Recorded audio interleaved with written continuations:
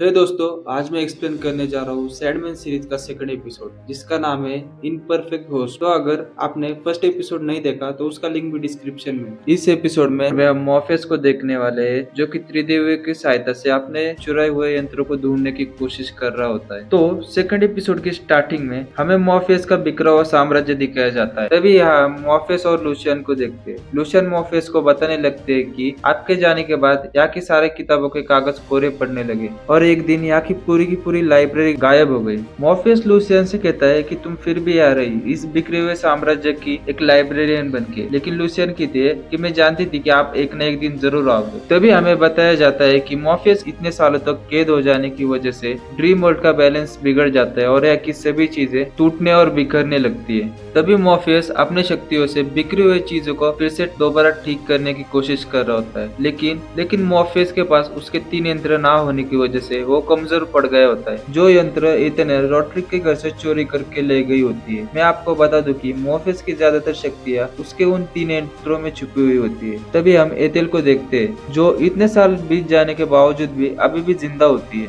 और वो किसी से कॉल पे बात कर रही होती है। उसके पास कई एंटीक और रेयर चीजों का कलेक्शन होता है। तभी उसके लाइन पे किसी का कॉल आ जाता है, लेकिन दूसरी तरफ से कोई बात नहीं कर रहा होता। तभी वो दरवाजा खोल के बाहर जाके चेक करती है, लेकिन उसे बाहर कोई नहीं मिलता और वो जैसे ही अंदर आती है उसके सामने कोरिंथियन बैठा होता है। कोरिंथियन उसे बताने लगता है कि सालों पहले रोड्रिक बर्जस ने टेकन में जिसे कैद किया था, सपनों का देवता यानी मॉर्फेस, वो अब आजाद हो चुका है और वो तुम्हें और मुझे मारने आने वाला है। तभी एथिल कहती है, वो भला मुझे क्यों मारेगा? कोरिंथियन कहता है क्योंकि तुमने उसके वो 3 खास यंत्र चुराए थे। तभी हम मॉर्फेस और लूसियन को देखते हैं। यह मॉर्फेस लूसियन से त्रिदेवी को बुलाने की बात कर रहा होता है जो वर्तमान, भूत और भविष्य काल बता सकती है। लेकिन यहाँ एक दिक्कत होती है। लूसियन उसे बताते हैं कि त्रिदेवियां पहले में बात करती है और वो आप जो जानना चाहते हो वो आपको कभी नहीं बताएंगी। और वो मॉर्फेस को सुझाव देते हैं कि वो अपने परिवार से मदद ले, लेकिन मॉर्फेस उसे उनसे मदद लेने से मना कर देता है क्योंकि मॉर्फेस के भाई बहनों को पता होता है कि मॉर्फेस इतने साल कैद में है, लेकिन उसे छुड़ाने के लिए कोई नहीं आया। और यहाँ हमें पता लगता है कि त्रिदेवी को बुलाने के लिए उनको कुछ खास भेंट देनी होती है,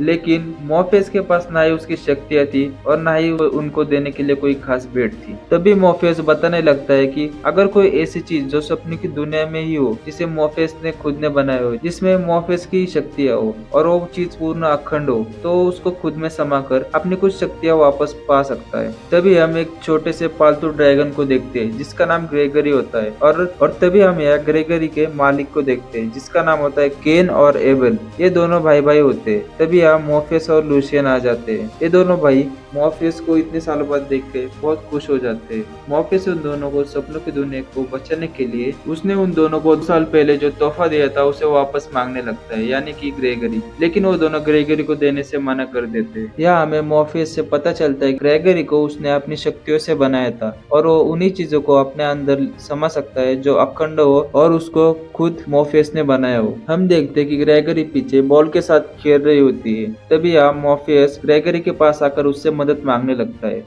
और ग्रेगरी अपना सर हिला के हाँ में जवाब देती है। तभी एबल और केन रोने लगते हैं और ग्रेगरी को अलविदा कहते हैं। इन दोनों को बहुत ही बुरा लग रहा होता है और ये दोनों अपना मुंह दूसरी तरफ करके खड़े हो जाते हैं और मॉर्फेस ग्रेगरी से कहता है कि तुमने इस साम्राज्य के लिए बहुत बड़ा योगदान दिया है, तुम्हें हमेशा के लिए याद रखा जाएगा। और ग्रेगरी को अपने अंदर समाने के बाद वो लूसियन को लेकर वहां से निकल जाता है। तभी पीछे से केन एबेल को घास जमा करने वाले ओदर से मार देता है और केन ने ऐसा क्यों किया होता है ये तो हमें आगे ही पता चलेगा। तभी हम कोरिंथियन और एथिल को देखते हैं। कोरिंथियन उसे मॉर्फेस के यंत्रों के बारे में पूछने लगता है, लेकिन एथिल उसे कहते है कि वो यंत्र अभी मेरे पास नहीं है। एथिल कोरिंथियस से पूछती है कि तुम यहाँ क्यों आए हो। वो उसे बताने लगता है कि हम दोनों एक दूसरे की मदद कर सकते हैं। मैं तुम्हें यंत्रों की शक्ति इस्तेमाल करना सिखा सकता हूँ ताकि तुम उन यंत्रों की शक्तियों से मॉर्फेस को मार सको, लेकिन एथिल के पास वो यंत्र नहीं होते। कोरिंथियन एथिल से कहता है कि सोचो जब मॉर्फेस को पता चलेगा जॉनी रोड्रिक बर्जस का बेटा है तो उसका क्या हल करेगा। तभी सीन शिफ्ट होता है और हम मॉर्फेस और लूसियन को देखते हैं। वो दोनों एक झील के किनारे आए होते हैं और हमें पता चलता है कि मॉर्फेस उन त्रिदेवियों को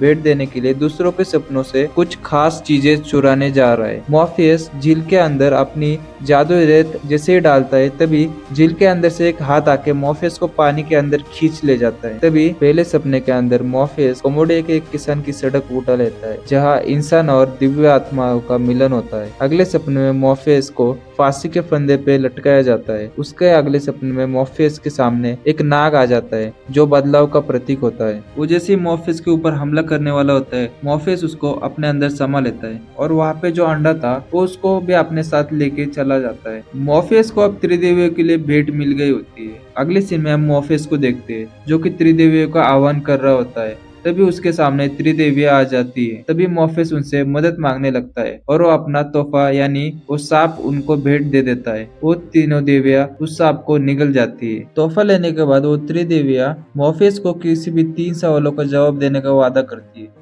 मॉर्फेस पहली देवी से अपने रेत के बारे में पूछने लगता है। पहली देवी उसे बताती है कि तुम्हारी रेत आखिरी बार लंदन में बेच दी गई और उसे किसी जादूगर ने खरीदा था जिसका नाम जोहाना कॉन्सिस्टेन है। दूसरे सवाल में मॉर्फेस अपने हेलमेट के बारे में पूछने लगता है तो दूसरी देवी उसे बताती है कि तुम्हारा हेलमेट किसी दानव को बेच दिया गया एक रक्षा कवच के बदले में। तभी मॉर्फेस तीसरी देवी से सवाल पूछता है कि मेरी रूबी का क्या हुआ, तो तीसरी देवी उसे बताती है कि तुम्हारी रूबी एक माँ से एक बच्चे के पास में चली गई है। तभी मॉर्फेस उनसे कहता है कि अभी वो बच्चा कहाँ है, लेकिन वो देवी उसे कहती है कि तुम्हारी तीनों सवाल का जवाब हमने दे दिया है और वो वहाँ से गायब हो जाती है। उन त्रिदेवी के जाने के बाद हम वहाँ पे उसे अंडे को देखते। तभी लूसियन उस अंडे को उठाकर मॉर्फेस से कहते हैं कि आपने ये अंडा देवियों को भेंट में नहीं दिया। मॉर्फेस कहता है क्योंकि वो उन देवियों के लिए नहीं था। अगले सीन में हम एक कब्र से हाथ बाहर आते हुए देखते हैं। ये एबेल का हाथ होता है। उसके सामने वही अंडा होता है जो मॉर्फेस ने सपनों से चुरा के लाया था। एबेल वो अंडा देख के बहुत खुश हो जाता है और वहाँ से चला जाता है। अगले सीन में हम एथेल और कोरिंथियन को देखते हैं। एथेल कोरिंथियन से कहते हैं कि तुम्हें क्या लगता है एक औरत अपनी जिंदगी में बस जादू की मदद से कामयाब हो सकती है?